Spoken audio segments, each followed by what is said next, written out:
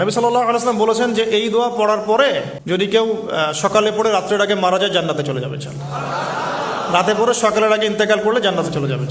সাইয়্যিদুল ইস্তিগফার। আমার সাথে বলবেন, আল্লাহুম্মা আনতা রাব্বি লা ইলাহা ইল্লা আনতা খালাকতানি আনা আবদুক ওয়া আনা আলা আহদিক ওয়া ওয়া'দিকা মাস্তাতা'ত আউযু বিকা মিন শাররি মা সানা'ত আবু'ু লাক বিনি'মাতিকা আলাই ওয়া আবু'ু বিযানবি ফাগফির লি ফাইন্নাহু লা ইয়াগফিরু যুনুবা ইল্লা আনতা।